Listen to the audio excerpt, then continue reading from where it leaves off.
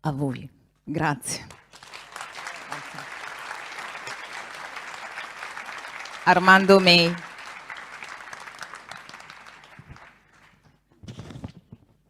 Grazie a tutti, si sente? Si sente?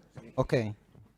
Innanzitutto grazie a tutti quanti voi, siete straordinari, veramente fantastici. Io devo dire, mi ricollego un po' a quello che diceva prima Nicole, perché a memoria negli ultimi 30 anni veramente non ricordo conferenze su questo tema o affini con una richiesta di partecipazione così ampia, cioè veramente è stata una sorpresa anche per noi, una sorpresa gratitissima naturalmente, perché ci date veramente supporto, l'energia giusta per continuare in questo lavoro che è veramente faticosissimo. E quindi grazie, fatevi un applauso perché siete veramente straordinari, grazie.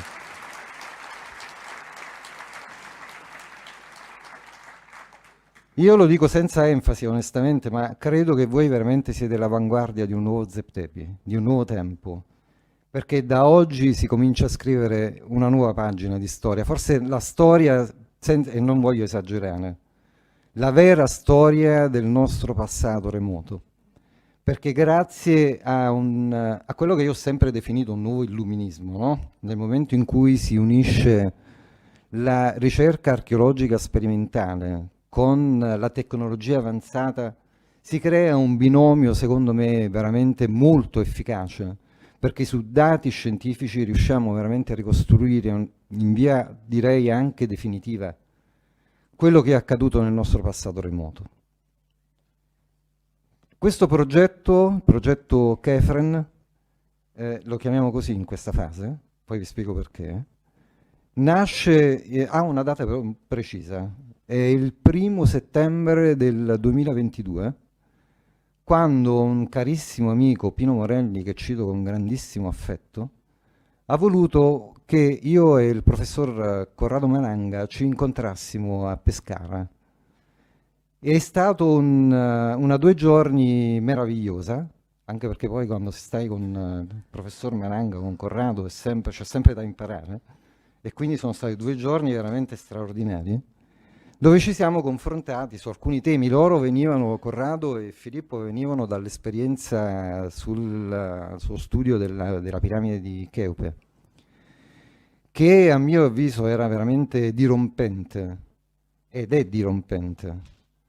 E mentre io invece venivo da un percorso di ricerca iniziato nel 2021 sul condotto nord della Camera della Regina, che stavo condividendo in quel periodo con Manu Seifzadeh, che è un ricercatore californiano, e con Jean-Paul Boval, il fratello del più famoso Robert, l'autore della teoria della correlazione.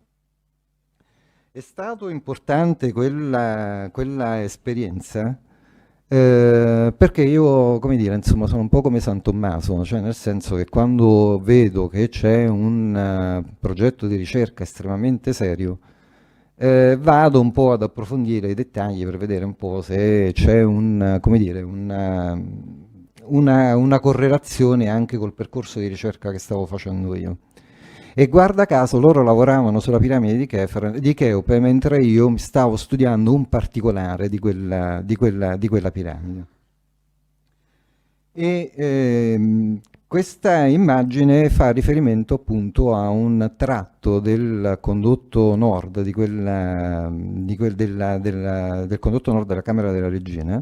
Siamo precisamente al 4° blocco dall'inizio della pendenza del condotto al 7° dall'ingresso, dove avevamo notato come dire, diciamo, una serie di frammenti sul pavimento del condotto che ci ha lasciato immaginare che quel frammento sia schizzato sulla parete opposta perché dall'esterno avevano tentato come dire, di forzarlo.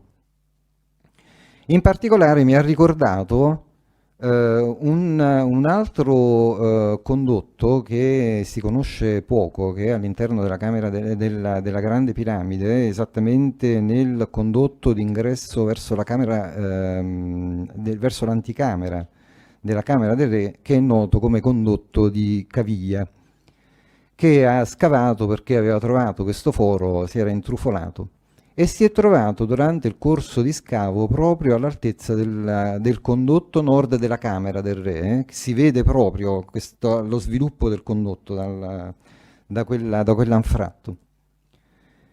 In questo caso nella Camera della Regina avevano cercato di forzarlo, ma quello che è molto interessante invece è la parte superiore verso il nono blocco del condotto, dove si vede, indicato da queste frecce, insomma, sul lato destro della parete, un varco, uno squarcio. Anche lì ci troviamo con dei detriti che qui si vedono meglio, che sono quindi è evidente la forzatura che c'è stata in quel punto. Peraltro tra i detriti abbiamo rilevato, come dire, insomma, abbiamo individuato un biglietto d'ingresso all'area archeologica di Giza che era in vendita, insomma, nel periodo compreso tra il 1973 e il 1991, e una rotella che poi alla fine abbiamo scoperto si tratta di una pellicola di una cinepresa, la chiamavano allora, di fattura russa. Quindi evidentemente qualcuno era entrato in quell'ambiente e aveva lasciato un segno del proprio passaggio. Io penso peraltro questi elementi non siano stati lasciati lì per caso. E quindi ho voluto approfondire questo dettaglio per capire poi a che altezza si trovava questo ambiente e se questo ambiente coincideva con la ricostruzione che avevano fatto Corrado e Filippo. Io onestamente non so perché, ma voi, questo è uno dei due ambienti avete indicato in verde, non è un caso naturalmente, perché il caso non esiste, però quella camera coincide esattamente con questo ambiente disegnato in verde nella ricostruzione che avevano fatto Corrado e Biondi e Filippo. Quindi era la certezza matematica, direi, che il progetto a cui stavano lavorando e la tecnologia che stavano utilizzando era perfetta, precisa, e che grazie a questa tecnologia si sarebbero potuti fare ulteriori passi avanti nella ricerca. Quindi questo nasce così fondamentalmente il progetto Kefren, che è un progetto innanzitutto di persone, perché abbiamo creato veramente un gruppo straordinario, affiatato, ai limiti della telepatia. Veramente si è creato un rapporto magnifico e poi io personalmente mi arricchisco giorno dopo giorno perché ho a che fare con dei geni e quindi per me è veramente un'esperienza straordinaria. Tutti quanti sapete, per quelli che mi seguono, che nel 2010 ho presentato nel corso di una conferenza tenutasi alla Zayed University di Dubai la mia teoria sulla datazione dello Zeptepi, che è un progetto che va un po' oltre quella che era la teoria della correlazione di Robert Bauval dalla quale sono partito. E mentre Robert aveva focalizzato l'attenzione soltanto sulle piramidi e sulla Sfinge, datando il sito al 10.500 a.C., io ho voluto fare uno step ulteriore, avendo individuato dei limiti sia nell'analisi tecnica degli allineamenti, sia proprio nell'individuazione di tutti quegli elementi possibili presenti sulla piana di Giza che potessero dare un ulteriore contributo alla ricerca e quindi ampliando lo spettro di analisi e riproporre, diciamo così, una datazione più coerente con quello che era presente sulla piana di Giza. E così si è arrivati al 36.400 a.C., dove questo insieme di elementi, di monumenti, quindi non mi riferisco soltanto alle 3 piramidi maggiori, alla Sfinge, ma anche alla mastaba dove attualmente c'è la mastaba di Khentkawes, alla tomba NC2, al tempio di Amenhotep II e 2 templi ai piedi della Sfinge, insomma tutta una serie di elementi che mi hanno consentito di definire la piana di Giza da est ad ovest, allineandola interamente tutti questi elementi con la volta celeste e c'era un allineamento preciso. Quindi io ritengo che quella data possa essere sicuramente il punto di partenza per definire storicamente lo Zeptepi. Questo studio quindi mi ha portato poi a pormi la seconda domanda: se questo complesso è così antico, chi ha potuto costruire, realizzarlo? Chi l'ha fatto sta benedetta opera che è straordinaria? E allora qui bisognava scegliere una strada.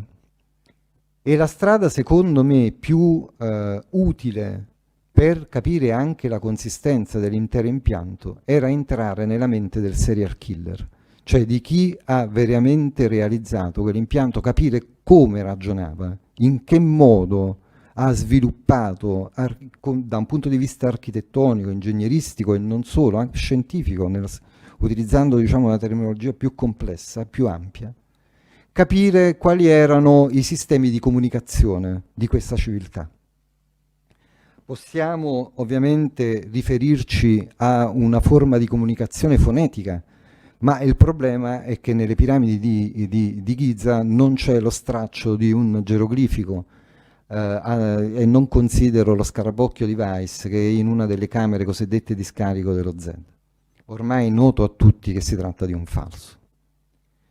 E allora quale poteva essere l'altro sistema di comunicazione? Il linguaggio del numero, lo strumento universale, lo strumento del linguaggio universale, perché attraverso il numero si comunicano codici che attraversano lo spazio-tempo. Un altro aspetto importante era lo studio dell'astronomia, perché attraverso questo strumento non solo è stato possibile datare il sito, ma ci dava un ulteriore elementi di valutazione anche alla luce di quello che stava venendo fuori poi dalla ricerca che era in corso, delle connessioni non soltanto con la superficie, ma anche con l'oltremondo, definiamolo così, l'underworld, come dicono gli inglesi, che di passo in passo, passo dopo passo veniva alla luce. Così come, diciamo, la geometria, ma anche l'analisi degli archetipi che venivano fuori dalla realizzazione stessa di alcuni monumenti che sono stati costruiti sulla piana di Giza, come vedremo tra un po', ad esempio nel Tempio della Valle, che è uno dei due templi, quello di destra, che si trovano sotto la Sfinge. Quindi entrare nella mente di chi ha realizzato quell'impianto era fondamentale. E questo grazie allo studio di diversi autori, come per esempio George Hart, che è un archeologo che ha lavorato al British Museum, ha realizzato, diciamo così, una serie di pubblicazioni sulle varie divinità del Pantheon egizio e in particolare su una, Tot, la divinità chiamata Tot, che sembrava essere non soltanto molto interessante per gli aspetti che analizzava, ma sembrava proprio la divinità che era più affine alla costruzione dell'intero impianto di Giza. E quindi sono partito da lì per approfondire questo tema e capire quanto Tot potesse essere connesso all'intera impalcatura di Giza. E così man mano sono venute fuori tutta una serie di elementi che vedremo da qui a qualche momento, ma soprattutto è venuta, come dire, insomma, nel corso poi della nostra ricerca l'esigenza di approfondire anche sul luogo alcuni dettagli che potevano essere utili alla ricerca. E così nell'ambito del tour Egitto svelato, come dire, abbiamo coniugato utile e dilettevole, insomma, no? Quindi siamo andati in Egitto per valutare, per visitare la piana di Giza e in particolare le piramidi e i monumenti che sono stati più importanti, insomma, che sono stati costruiti su quell'area, ma dare anche una sbirciatina ad alcuni elementi che riguardano sia la piramide di Cheope che la piramide di Chefren. Non vi parlerò della piramide di Micerino, magari lo faremo in un'altra occasione, ma anche lì vi posso anticipare che ci sono delle cose molto molto interessanti. Per quanto riguarda la piramide di Cheope, la prima cosa che voglio analizzare con voi sono questi blocchi che si trovano sulla facciata nord della piramide, nel tratto che conduce all'ingresso di Al-Mamum, quindi quello che è stato, come dire, insomma, creato forzosamente dall'interno. Quindi chi vi dice che questo ingresso è stato realizzato dall'esterno dice sostanzialmente un'inesattezza per tutta una serie di motivazioni. La prima è che doveva avere una fortuna sfacciata a trovare quell'ingresso proprio in quel punto.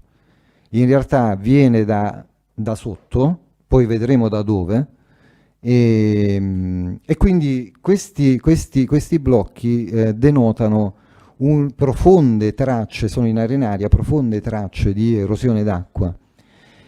Soltanto su alcuni blocchi della facciata nord e su alcuni blocchi nell'angolo di nord-ovest della grande piramide.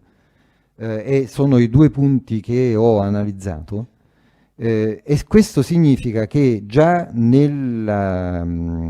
intorno, diciamo così, al 10.500, quindi il periodo a cui invece Boval faceva risalire l'allineamento, probabilmente in quel periodo che si è verificato qualcosa che ha demolito parte della copertura che caratterizzava la grande piramide, esponendo questi blocchi all'erosione d'acqua, perché poi quell'area è stata sommersa nel tempo dall'acqua del mare, insomma. Quindi queste tracce di erosione di acqua erano molto molto importanti.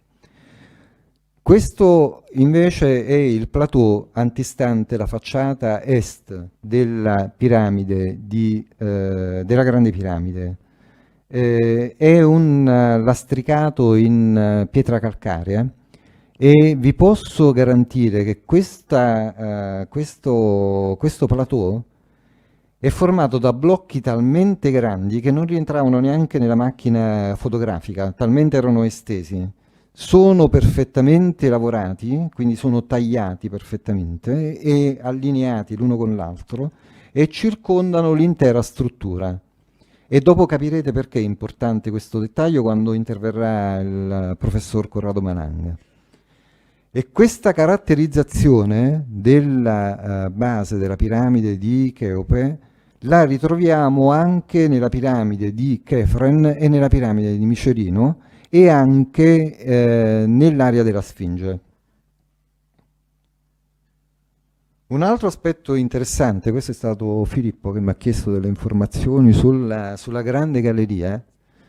Quello che vedete qui è un particolare dell'ingresso proprio nella grande galleria, cioè praticamente quando si esce dal condotto ascendente, guardando in alto, c'è questo blocco in granito che ostruisce un buco, è un tappo praticamente, che conduce probabilmente da qualche altra parte, che in questo momento non sappiamo o comunque non abbiamo ancora visto fisicamente, e si trova esattamente in questo punto che vedete nel cerchio bianco, che corrisponde esattamente a quello che hanno individuato Corrado e Filippo nella loro ricostruzione degli interni della grande piramide, che vedete qui nel cerchio in rosso. Poi c'è un altro elemento molto interessante, e questo Filippo mi aveva chiesto di darci particolare attenzione, perché questo è un buco che è stato chiuso con questo blocco di granito, e questo punto è esattamente nella parte più in alto, sulla parete est della grande galleria, proprio in alto, e c'è un'altra ostruzione che porta sicuramente in qualche altro ambiente che hanno ricostruito loro nel loro lavoro sulla piramide, sulla grande piramide. E poi veniamo alla camera del re. In questo punto c'è quel famoso barco verso la camera sottostante che si trova proprio sotto la camera del re. In quell'occasione mi sono intrattenuto con i due custodi che sono all'interno della camera, insomma, che regolano il flusso di accesso a quell'ambiente. Ci siamo intrattenuti in chiacchiera breve in realtà, ma ho posto delle domande molto precise sull'ambiente che si trovava sotto. Dopo un momento, come dire, di loro imbarazzo, ed erano anche un po' restii, diciamo così, a parlarne, pian piano, insomma, sono venute fuori delle cose che sono estremamente interessanti. Allora, tutti quanti probabilmente avrete visto già questa immagine. Si tratta di un muro che evidentemente non è di periodo egizio. Ecco. È stato costruito nel corso degli anni '80 questo muro. A una mia domanda precisa su qual era la necessità di creare questa ostruzione, mi hanno, come dire, tra virgolette, rivelato che questo muro, oltre questo muro, c'è un corridoio che scende giù per diversi metri, poi si sdoppia in un altro condotto che va verso l'alto, è importante questo dettaglio, che va verso l'alto, e poi questo condotto conduce ancora più in basso fino a un pozzo. Quindi c'è un pozzo alla fine di questo percorso. È molto probabile che chi ha esplorato quella camera che abbiamo visto prima nel condotto, quando vi ho parlato del condotto nord della camera della regina, sia passato proprio da quel varco e abbia preso la direzione verso l'alto e sia entrato in quell'ambiente. Quindi è da lì che sono passati. E passiamo alla piramide di Kefren. La visita alla piramide di Kefren è stata molto interessante, in verità era la prima volta che accedevo a quel monumento. Ha uno sviluppo diverso rispetto degli interni, rispetto almeno quelli che conosciamo, poi gli altri ve li faremo vedere dopo. Ha uno sviluppo diverso rispetto a quello che è la grande piramide. È interessante notare che anche qui alla fine del condotto discendente, quindi dall'ingresso fino alla fine di questo condotto,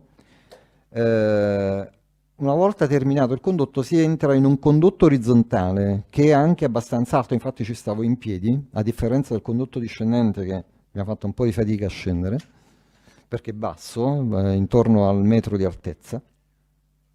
C'è questa nicchia.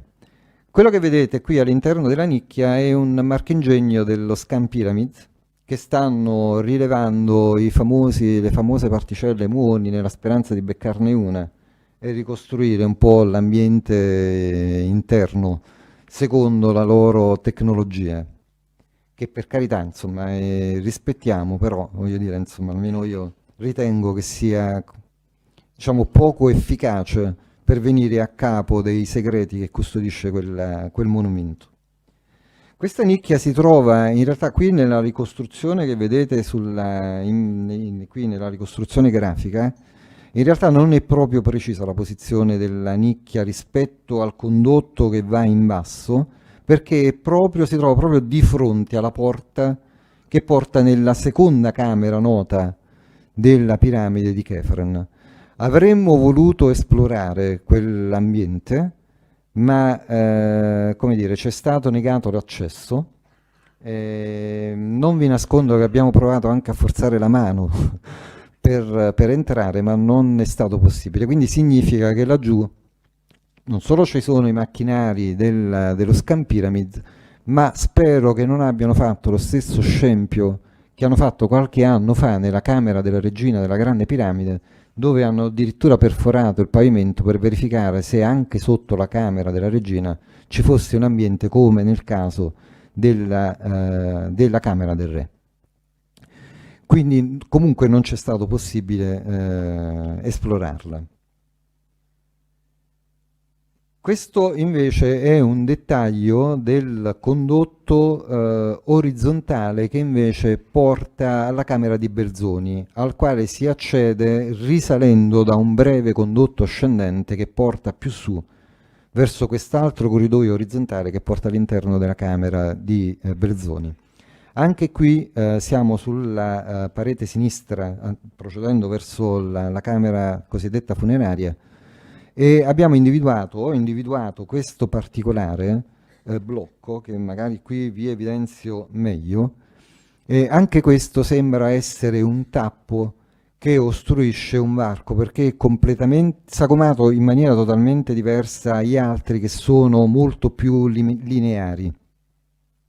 Quindi è possibile che dietro questo tappo possa esserci qualche cosina di interessante. E questa invece è un'altra nicchia che si trova qualche metro più su.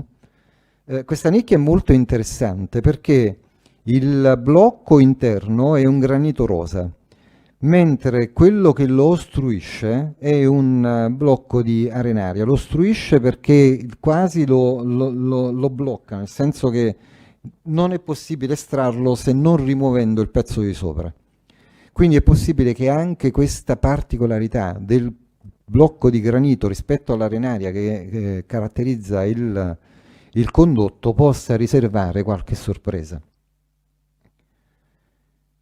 Infine siamo alla camera di Belzoni. Siamo entrati nella camera di Belzoni, questo è una cosa simpatica, esattamente 207 anni dopo la sua scoperta, perché era il 2 marzo del 1818 quando c'è entrato Belzoni, noi invece siamo entrati il 2 marzo del 2025.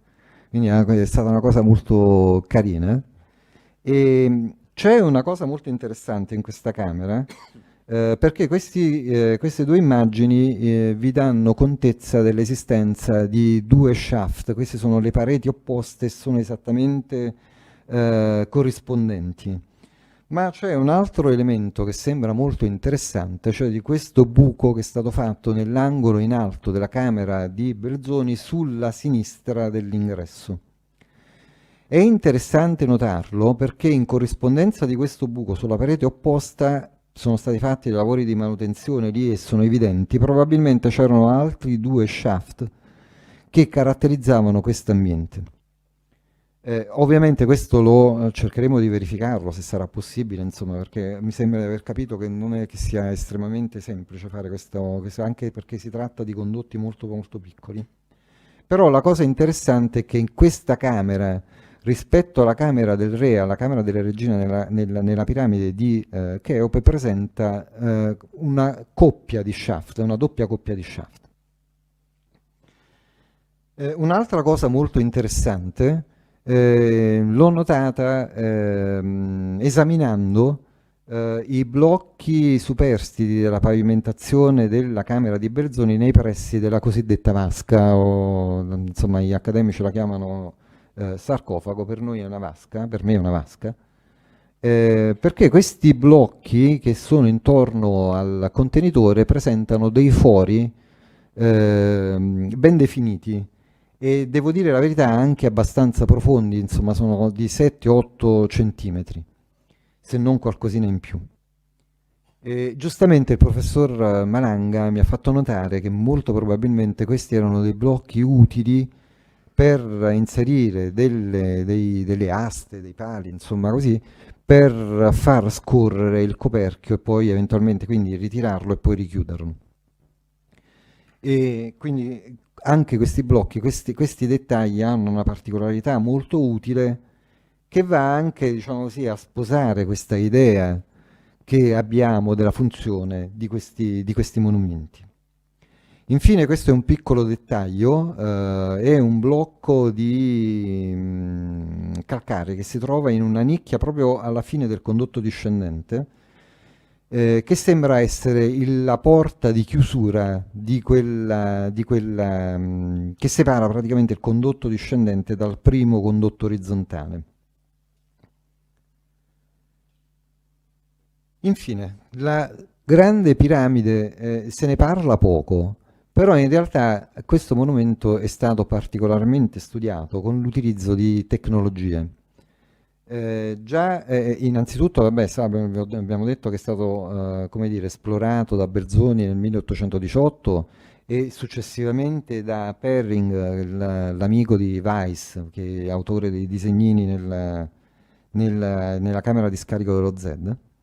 hanno esplorato questo monumento, ma in realtà una delle prime sperimentazioni più interessanti è stata eseguita nel 1967 dal professor Luis Alvarez, che successivamente poi nel 68 è stato insignito del premio Nobel per la fisica. E già nel 1967 si utilizzava questa famosa tecnologia muoni.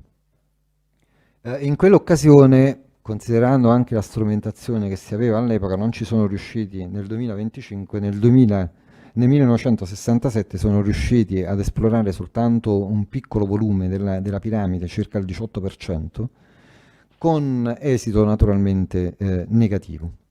Altre sperimentazioni sono state fatte sia dal CERN che dall'Università di Riga, ed è molto interessante quest'ultimo studio che è stato eseguito sulla piramide, perché nell'ambito di un simposio di ingegneria, insomma, quindi non aveva nulla a che fare fondamentalmente con la ricerca archeologica, sono state individuate delle fratture nell'area di nord-est della piramide, lungo alcuni corsi verso la base, che secondo questi ricercatori lasciano presagire o comunque lasciano intuire il possibile crollo interno, quindi in spazi vuoti.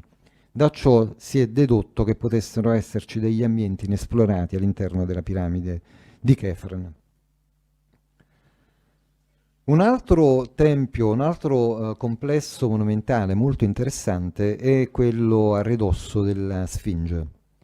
In particolare ho avuto la possibilità di analizzare alcuni elementi strutturali all'interno del Tempio della Valle, che è quello che si trova sulla destra della Sfinge. Perché? Perché praticamente questo tempio presenta una doppia caratterizzazione strutturale, fatta in blocchi di arenaria. Questa è un'immagine presa dall'angolo di sud-est del tempio. Vedete questi blocchi enormi di arenaria che formano tutta la parte perimetrale e che mostrano, diciamo così, delle profonde tracce di erosione. E poi c'è una parte interna che è fatta invece di granito. Nella versione accademica questo tempio sarebbe stato sottoposto a manutenzione durante il periodo, durante l'antico regno, quindi durante il regno di Chefren, a cui è attribuito questo tempio.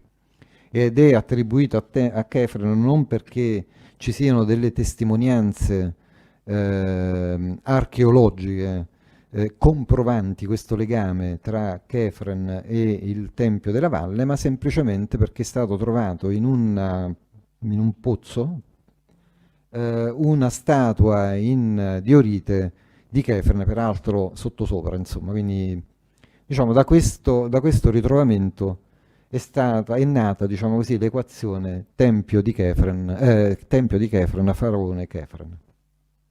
In ogni caso, quello che è interessante è la dimensione e il taglio di questi blocchi di granito, che sono enormi. Io credo che anche qui i più grandi si avvicinano alle 70-80 tonnellate di peso. Peraltro con una congiunzione estremamente, diciamo così, precisa. Oltre a un taglio, questo pezzo di granito è stato proprio tagliato a formare una curva che combaciasse con gli altri laterali.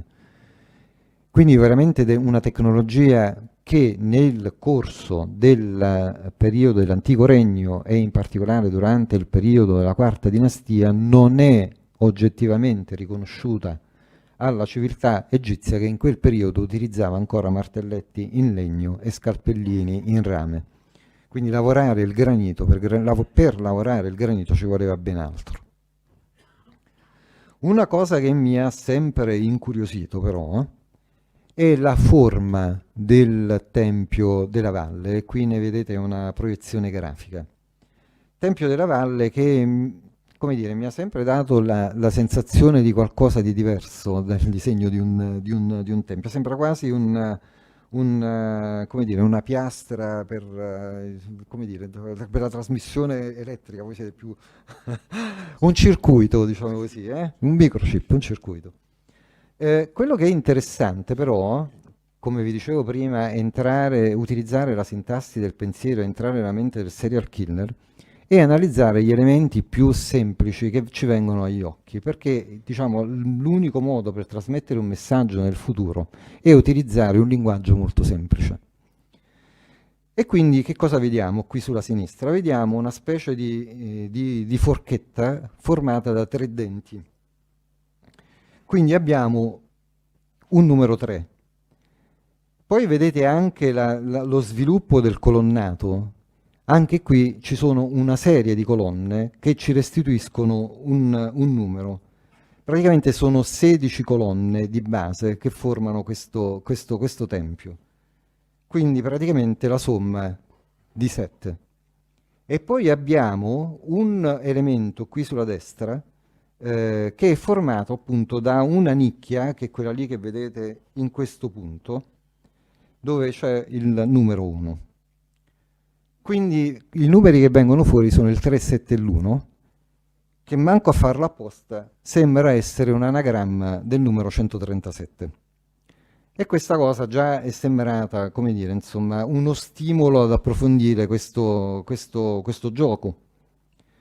Ora, nella lettura archetipa di questi elementi, non è stato, come dire, difficile associare questo numero 3 e quella forma del numero 3 a questa lettera che ritroviamo, diciamo così, nell'alfabeto ebraico, che è la Shin, che di per sé vi dà questo significato, insomma, no? Della forma traslante, comunque dell'uomo che si reincarna a nuova vita.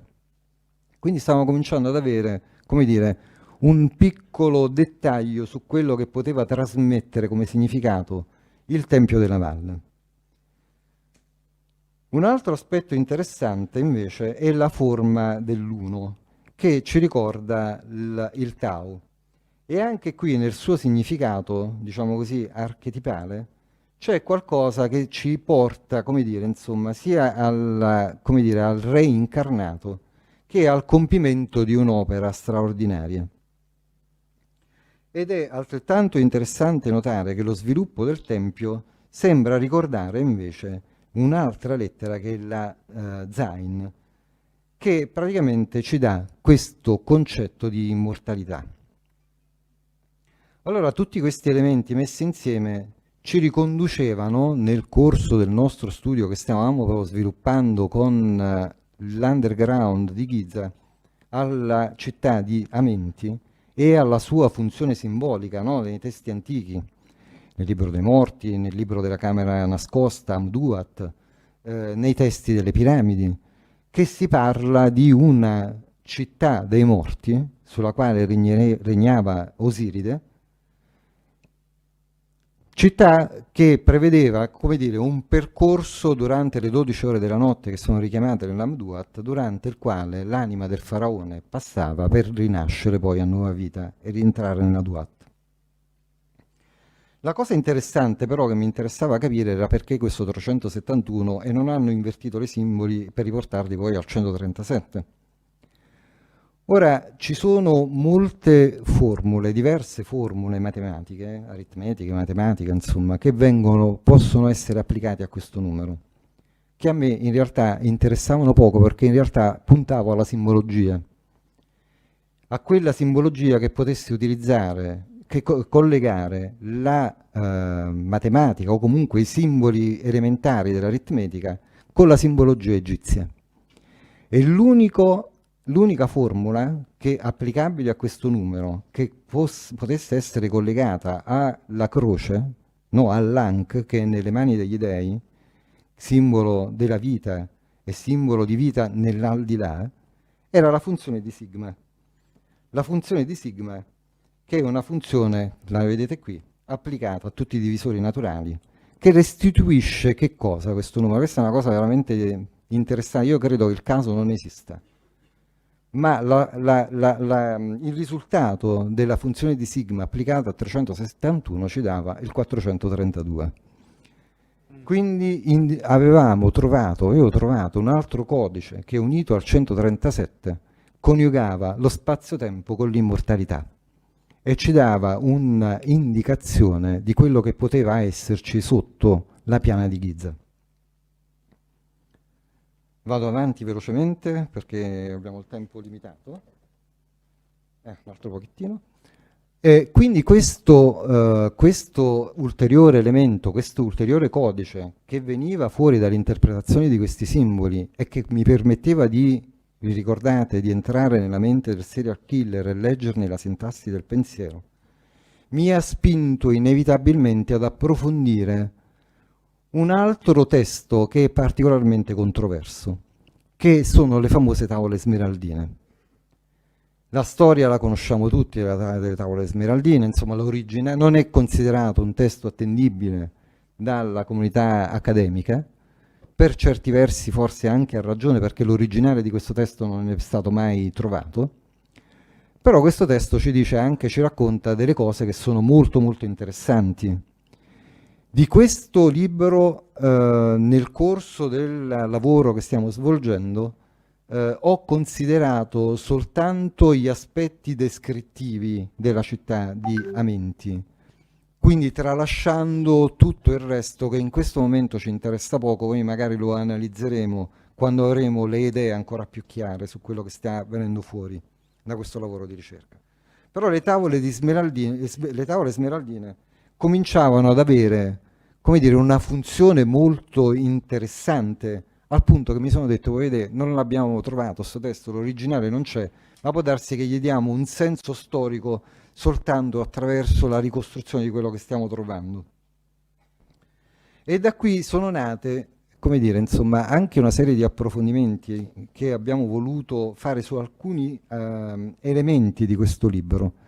E così una sera con Filippo ci siamo, come dire, soffermati sulla 15ª tavola delle tavole smeraldine, perché lì avevamo individuato un linguaggio sconosciuto, una lingua che non ci dava nessuna risposta di senso compiuto.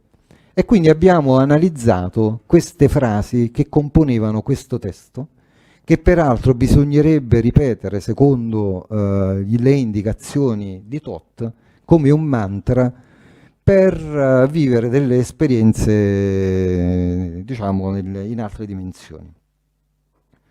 Le frasi sono queste, ve le elenco velocemente. Le abbiamo esaminate e guardandole meglio, così non davano nessuna risposta, insomma, sembrava veramente delle frasi, delle lettere messe a caso.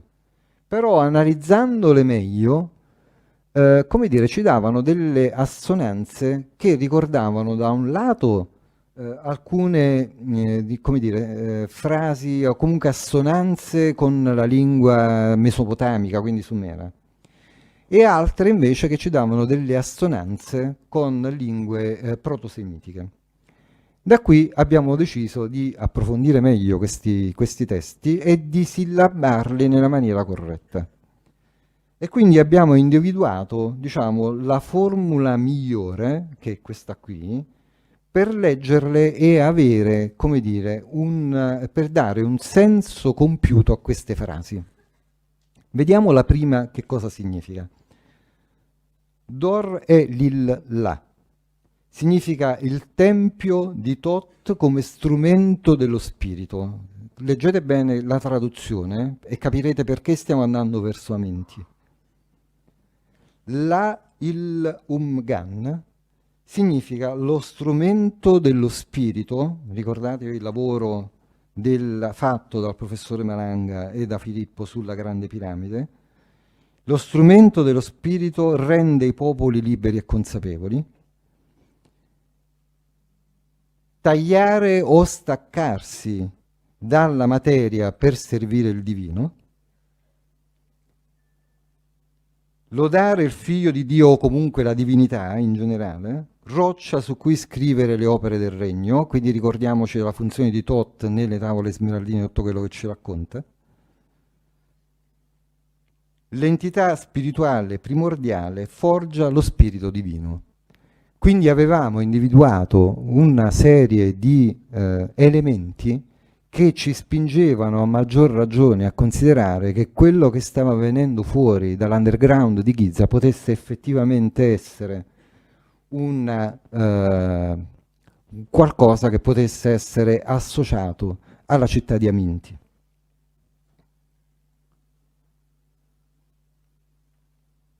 Ora, Amenti, l'etimologia della parola Amenti, in realtà, come dire, noi abbiamo nei testi egizi un riferimento a una divinità che si origina, diciamo così, nel Medio Regno, che si chiama Imentet.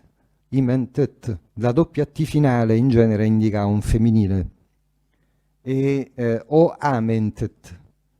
Quindi, poiché nella lingua egizia le vocali non esistono se non diciamo, all'inizio della parola, quindi ci è venuto da cercare di capire se la stessa Amentet potesse indicarci qualche elemento in più e avere la certezza che quello che stavamo vedendo potesse essere veramente Aminti.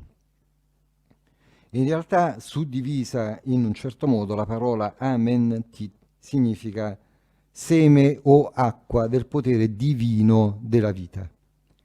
Quindi il potere divino della vita, acqua, come elemento di base di tutta questa impalcatura, unito al 137, che in archetipi significa ingresso nella casa della vita, ci dava da pensare che mentre Kefren poteva rappresentare l'ingresso nella casa divina della vita, Amenti era il luogo che viene descritto nei testi antichi.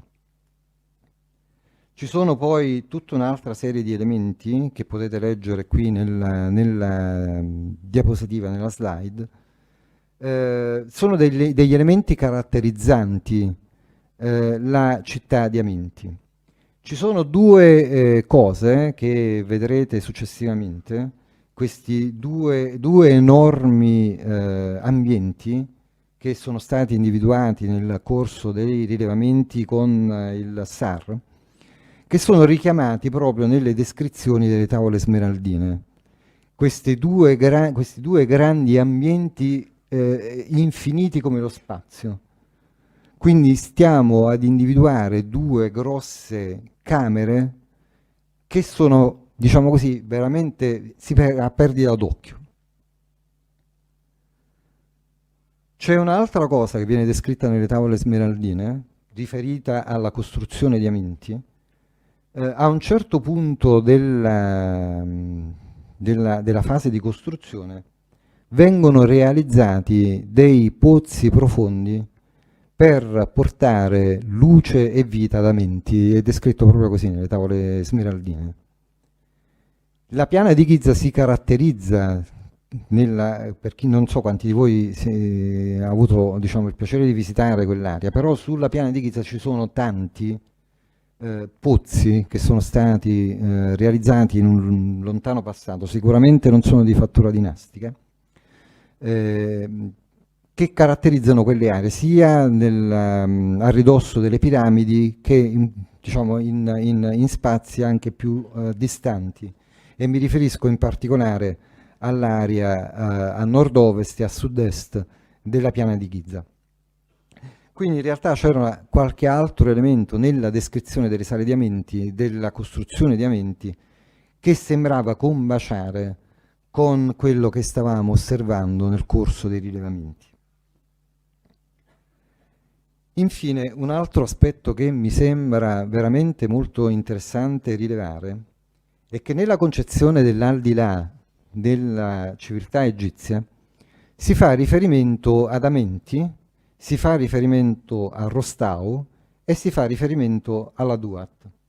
Ora, la civiltà egizia si caratterizza per il concetto di dualità. Troviamo la dualità nella parte spirituale, insomma nel Ka e nel Ba, nella concezione del tempo, il tempo lineare, il tempo circolare, il Nehe e Jet, così come negli oggetti quotidiani che venivano utilizzati proprio, proprio negli aspetti anche più semplici della vita quotidiana. Qui invece mi sembra che si va oltre la dualità, che non è una cosa da poco, dove abbiamo un Amenti che è l'oltretomba, quello che stiamo guardando da un po' di tempo, c'è il Rostau che fa riferimento alla superficie di Giza dove ci sono le piramidi, Sfinge e quant'altro, e poi la Duat che è il corrispondente nella volta celeste.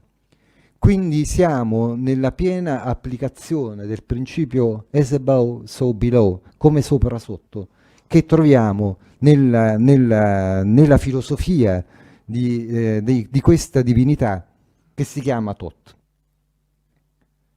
E qui, e poi chiudo, qual è la relazione tra Giza, lo Zeptepi ed Amenti? In realtà noi possiamo, come dicevo all'inizio, capire alla perfezione che cos'è la costruzione, l'architettura di Giza, soltanto se la studiamo nella sua interezza.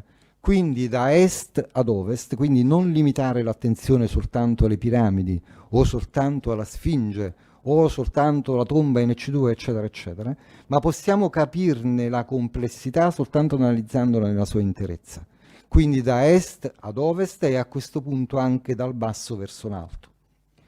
Quindi mentre ad est abbiamo la Sfinge come guardiano della vita, quindi al sorgere del sole simbolico, quindi la vita che si sviluppa del sole lungo l'eclittica, ma la nostra vita nella quotidiana, la vita del faraone nella sua quotidianità.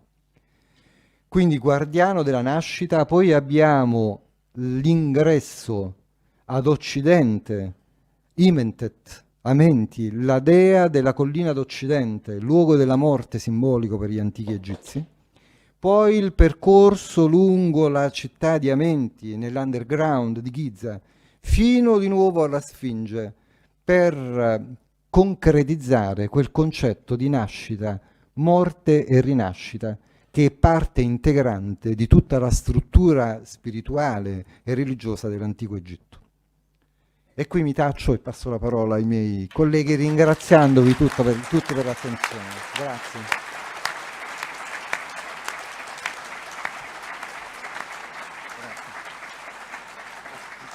Sì.